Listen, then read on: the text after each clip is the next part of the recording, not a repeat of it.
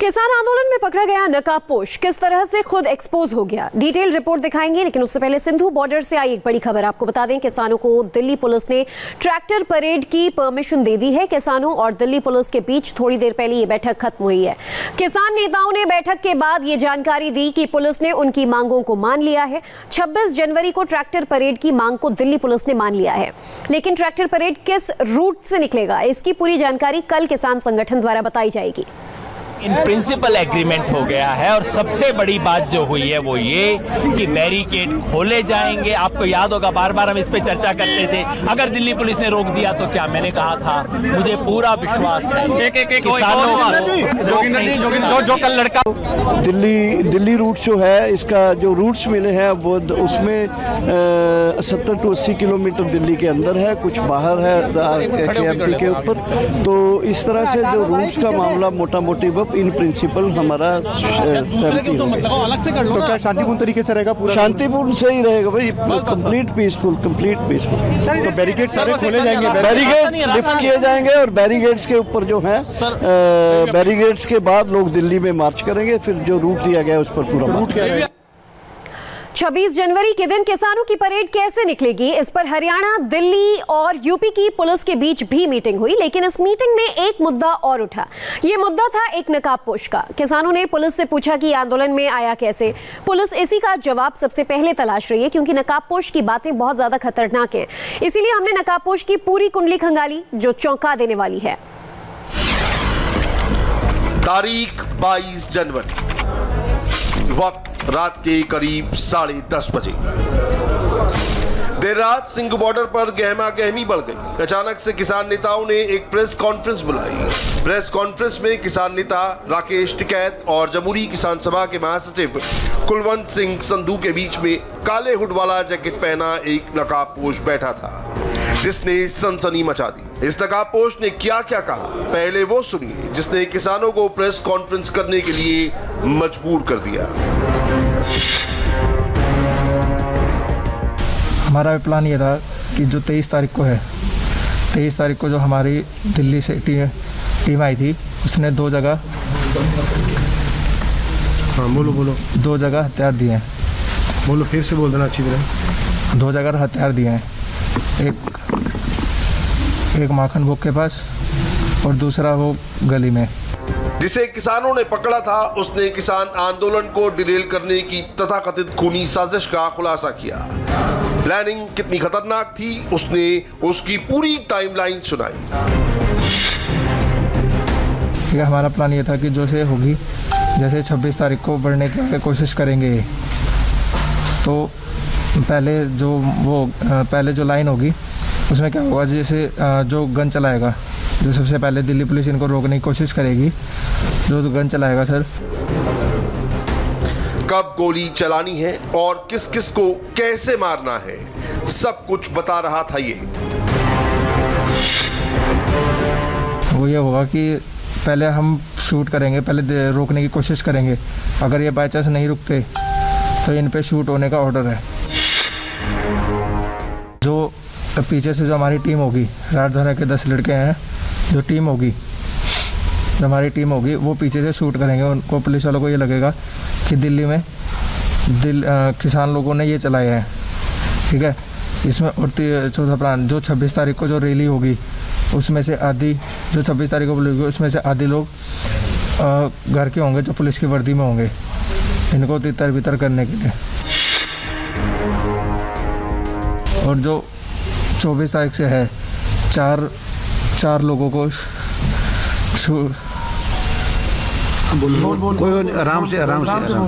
Stage पे जो 4 लोग होंगे, जो स्टेज पे 4 लोग होंगे, उनको शूट करने का प्रोग्राम वो है।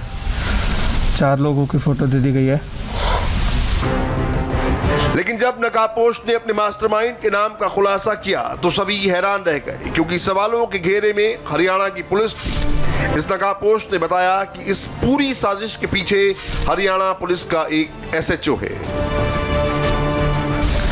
और जो हमें सिखाता है वो प्रदीप सिंह है, थाने का SHO है वो। मसला गंभीर था। सवाल पुलिस पर था। किसान नेता इसे कैमरे के सामने लेकर आए। इस खुलासे के बाद 3 राज्यों की पुलिस हरकत में आ गई। हरियाणा की पुलिस, दिल्ली की पुलिस, यूपी की पुलिस। हरियाणा पुलिस ने इसका नाम, काम, पता, ठिकाना, एजुकेशन बैकग्राउंड सब निकाला। पता चला कि इसका नाम योगेश है। ये रहने वाला सोनीपत का है। योगेश सिंह नाम है उसका, यही पानीपत का रहने वाला है, सोनीपत का रहने वाला है वो। और किसानों ने पकड़ के दिया है कि भाई ये कुछ इस तरह की घटना ना घट जाए, कोई बात ना हो जाए इस संबंध में। बाकी उसको हम लेके आए हैं, पूछताछ कर रहे हैं। इंटरोगेशन में जैसी भी बात निकलेगी वो फिर उसके मुताबिक। सर कुछ प्राथमिक जांच में कुछ मिला हो कि इसका क्रिमिनल रिकॉर्ड मिला हो कुछ? नहीं, अभी क्रिमिनल रिकॉर्ड तो नहीं है। 9th फेल है ये और 21 साल की इसकी उम्र है। अब इसके बाद इसका दूसरा वीडियो आता है और ये बताता है कि कहानी 19 जनवरी से शुरू हुई। मैं सोनीपत का योगेश सिंह, 19 तारीख को मेरे मामा का लड़का हुआ था। मैं वहाँ पे गया था। मैं दिल्ली बस DTC बस में आया था, DTC बस में आया था और दिल्ली पुलिस ने मुझे वहाँ से पैदल नरेला से आगे भेजा था सर। 19 तारीख को शाम को 4:30 बजे मैं वहाँ पे कुंडली एरिया में जा रहा था, तो उन्होंने मुझे ये कहा। मैंने उनको सिर्फ इतना झूठ बोला कि यहाँ पे कोई लड़की छेड़ रहा है। हालांकि वहाँ कोई छेड़ रहा था। उनको ये लगा कि इन्होंने मुझे छेड़ा है, ये लड़की को छेड़ रहा है। उन्होंने मुझे लेके गए। उन्होंने फिर मुझे कैंप में ले जाके उन्होंने पहले मुझे मारा, काफ़ी मारा, पैंट वैंट उतार के काफ़ी मारा। फिर मुझे ट्रॉली में उल्टा लटका के बेल्टों से मारा। फिर उन्होंने अगले दिन उन्होंने मेरे से ये कहा, जो हम बोलेंगे वो करेगा। मैंने कहा ठीक है सर।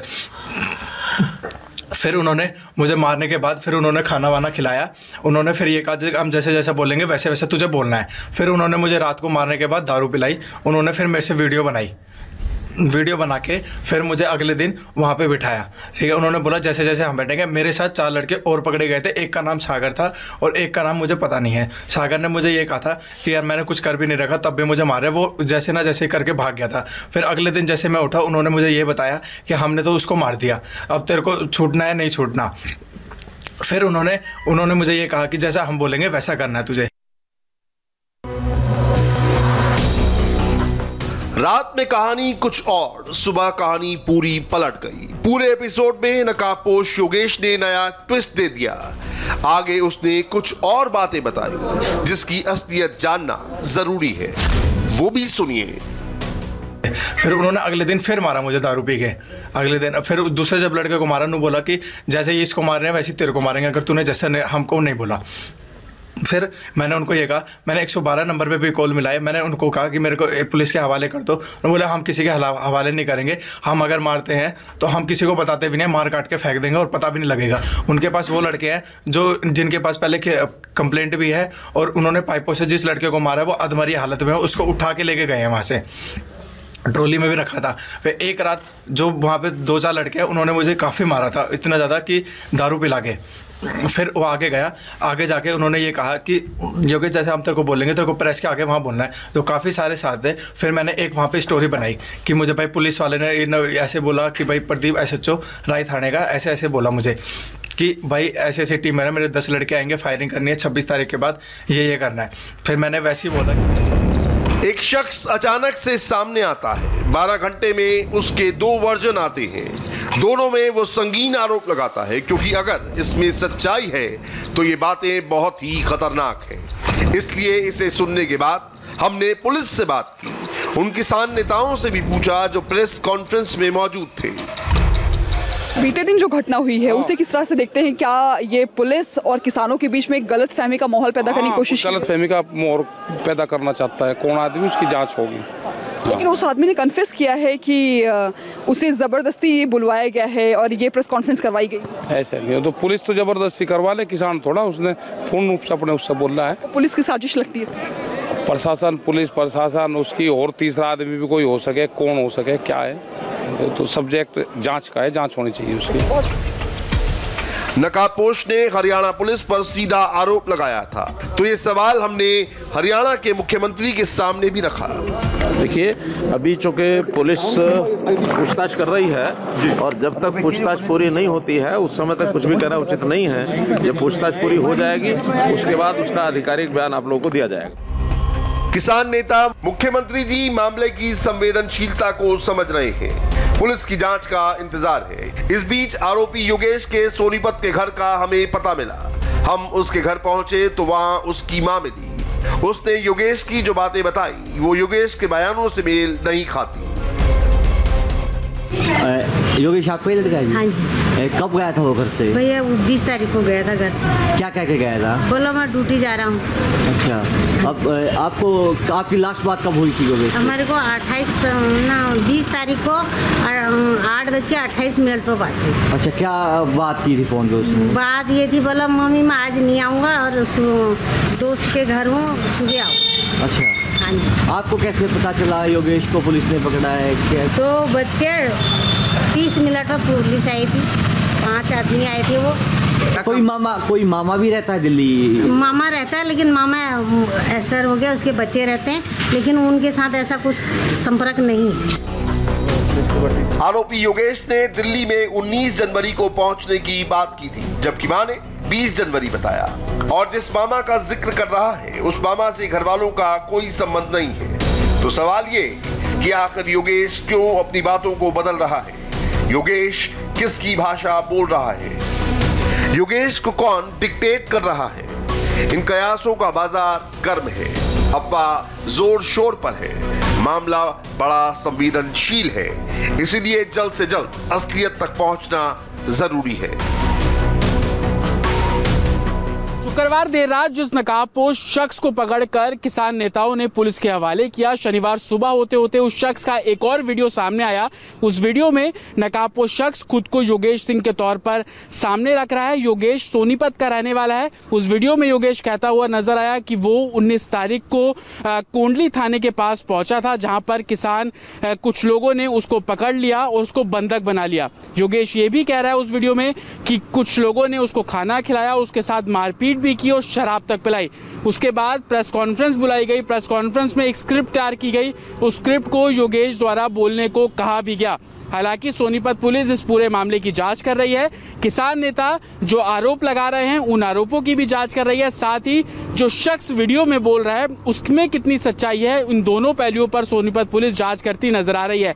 हालांकि सोनीपत पुलिस उस शख्स को दिल्ली भी लेकर आई है, क्योंकि योगेश का ये कहना है कि वो दिल्ली अपने मामा के किसी फंक्शन में आया था और उसके बाद वापिस अपने घर सोनीपत जा रहा था। कितनी सच्चाई है उस शख्स की, इसको लेकर पुलिस का कहना है कि हर पहलू पर इस मामले की जांच की जा रही है। सिंधु बॉर्डर से किसान नेता दर्शनपाल सिंह ने एक बड़ी बात कही है, बताएंगे पूरी खबर एक ब्रेक के बाद।